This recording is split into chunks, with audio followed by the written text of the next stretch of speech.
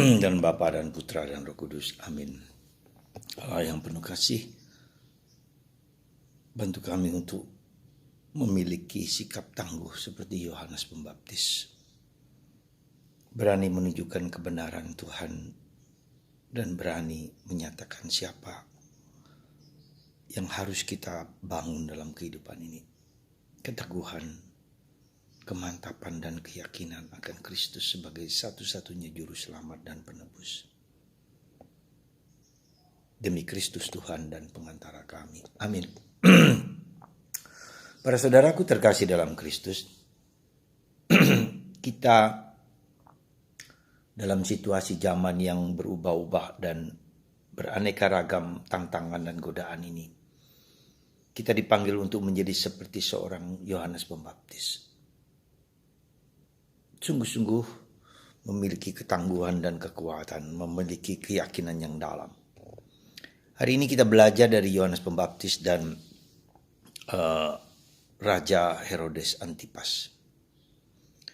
Yohanes menegur sang raja yang berperilaku bermoral tidak baik. Dia mengambil istri saudaranya sendiri Felix, Herodias. Rupanya mereka juga sudah punya relasi yang dua-duanya saling memaui.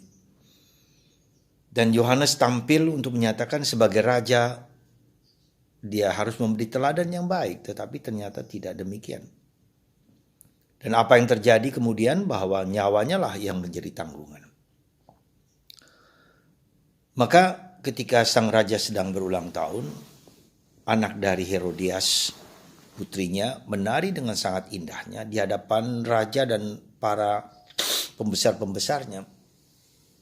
Begitu terpesonanya si raja ini karena tarian dari putri istrinya ini, maka raja mengatakan sesuatu yang sebetulnya tidak layak dan tidak pantas. Mintalah segala sesuatu, bahkan setengah dari kerajaanku pun akan kuberikan kepadamu. Dan ternyata si putri ini bertanya dulu kepada ibunya. Dan ibunya mengatakan, aku mau kepala Yohanes Pembaptis. Maka putri mengatakan kepada raja bahwa dia ingin kepala Yohanes Pembaptis. Dan terjadilah. Sang raja memerintahkan untuk memotong kepala, memenggal kepala Yohanes Pembaptis. Bisa dibayangkan dan bisa dimengerti seandainya kepala itu ditaruh di talam dan ditunjukkan kepada raja dan orang-orang yang para pembesar-pembesar, maka menjadi horor, menjadi keji, sadis. Dan itulah yang terjadi. Saya mau mengatakan dua pribadi yang satu tangguh, hebat, kuat ya, terhadap segala godaan, terhadap apapun, Yohanes Pembaptis. Hidupnya penuh dengan askese, mati raga, hidup di padang gurun. Ya, dengan makanan-makanan yang simpel, sederhana, dan apa adanya. Dibandingkan Herodes yang dengan kemewahan, dengan nafsu-nafsu mereka makan dan seterusnya di depan banyak orang. Dan Herodes tampil dengan pribadi yang lemah lembek hanya karena nafsu dan keinginan semata, ya, hanya karena tergoda oleh kepuasan mata batini, matanya sendiri. Dia mau memberikan sebagian dari kekayaannya, dari kerajaannya kepada anak tirinya. Hanya karena tarian yang menyenangkan.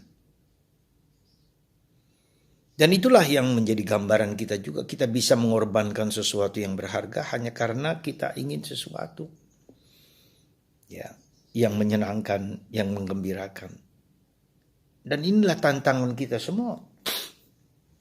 Pribadi yang lembek, yang rapuh adalah Herodes Antipas, raja di hadapan banyak orang, demi juga kekuasaannya, demi juga kata-katanya, ya, mau memberikan sebagian dari kerajaannya kepada gadis itu di hadapan banyak orang, pembesar-pembesarnya.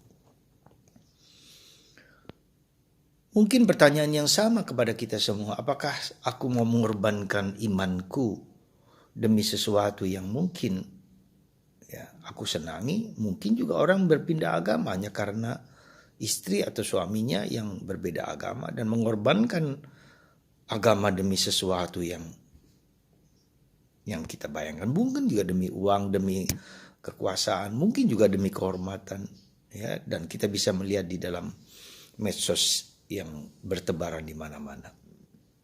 Jadi saudaraku terkasih dalam Kristus, beranikah atau apakah aku mau mengorbankan sesuatu nilai mutiara yang indah ini kepada sesuatu yang hanya sekedar keenakan, kesenangan belaka? Dan inilah tantangan kita bersama.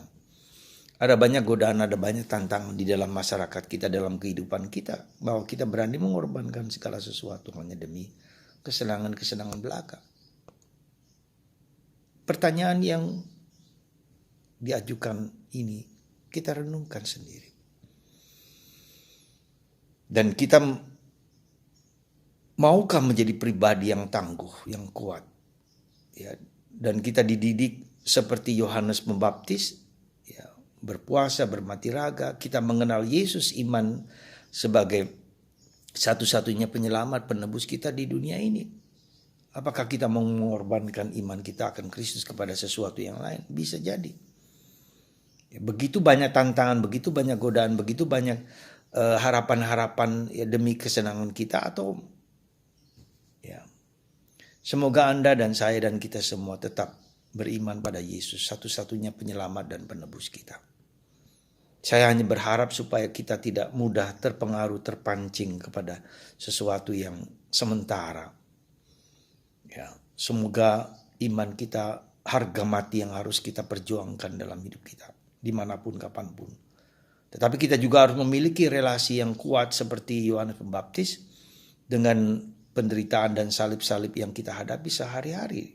Ya, dalam keluarga kita, dalam hidup kita bersama. Salib adalah tanda juga bahwa kita dipanggil untuk memperjuangkan iman kita dengan benar. Salib juga menjadi tanda juga bahwa Tuhan sedang membentuk pribadi kita. Kita terbuka, mengerti, memahami, dan menjalin relasi yang lebih dalam. Mungkin salib itu membawa kita dalam persatuan dengan penderitaan dan salib Yesus. Semoga Anda dan saya dan kita semua diberkati. Dan Anda semua tetap teguh, tabah, dan semakin tabah kuat di dalam menghadapi kehidupan yang tidak mudah ini. Mari kita bersandar hanya kepada Yesus, Sang Juru Selamat, dalam situasi apapun yang kita hadapi. Semoga kita juga semakin dalam relasi kita dengan Yesus. Tuhan memberkati Anda semua, Bapa, Putra, dan Roh Kudus. Amin.